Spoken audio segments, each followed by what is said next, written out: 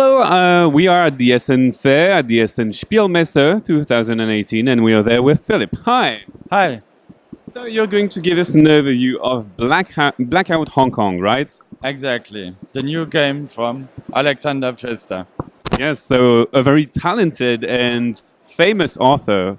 So it is a game that is not cooperative, despite us being trying to solve a blackout. Exactly. We try to help our neighbors during this blackout, and we try to get enough influence and so that the society can work again at a normal pace. Because after the blackout, nothing works. You have no refrigerator, nothing, no goods are available. So this is what we try to do. And we want fresh tea, right? So it translates into victory points, I think. Exactly. So for several parts of the game, you get victory points, which show how good you achieve those smaller steps that we need to fulfill to get those things done. So how do we get things done? I see that we have a lot of cars. Is it car driven? Yeah, the main part is the card management. You have your hand cards, and you have with special abilities and missions that you want to complete.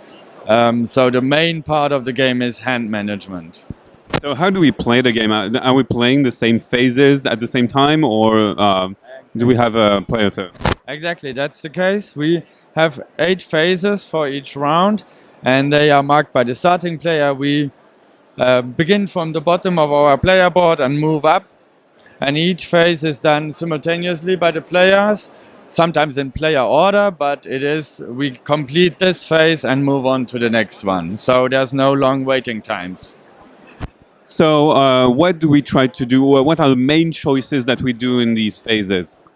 So the main first thing that we do, we use cards from our hands and place them in the 3 slots here. And these cards will be those that we use, their actions will be used in the second phase. So we plan ahead and then use these cards for their actions. There are essentially 2 kinds of cards. I'll just exchange this one. There are 2 kinds of cards. That's the volunteers. They bring you the resources that you need to keep your people happy or to fulfill some of the actions you have. So there's red cards, there's blue and yellow cards, and they correspond to the dice we have rolled. So that's one of the main aspects. We have no fixed resources each round, so it's just by the dice, and they change in each round. So they procure the goods we need, and then there's specialists. They have more specific actions.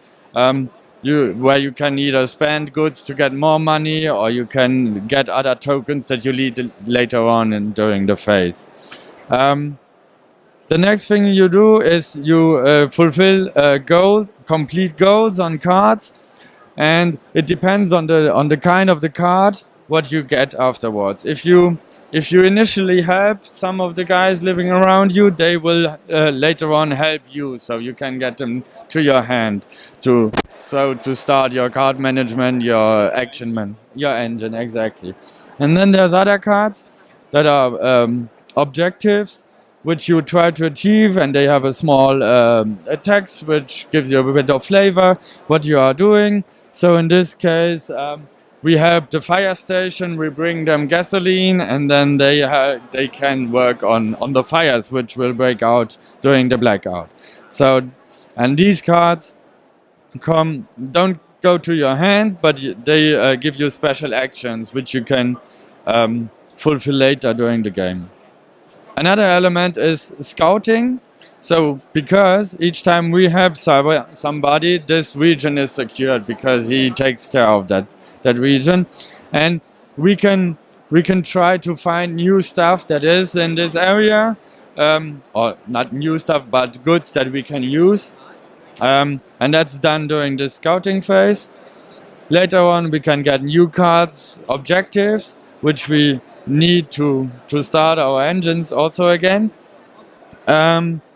And one main phase is the 8th phase, where Because we will place each round we will place 3 cards here, and we only get them back if we have less than 4 cards in our hands. So we try to have a small hand to get our cards back and do the actions again of the stronger cards. How many rounds do we play? So we play as many rounds as the deck allows us. So the deck runs out and then the game ends, and it depends on the player count or the mission we play, because we also have a solo campaign for all the solo players out there. So you have 5 chapters which you can play through, which gives you different game lengths and different goals to achieve. How do we interact with other players? So we interact with other players during the scouting phase, because sometimes you want to get something that somebody else wanted to have, but most of the time we spread on the board.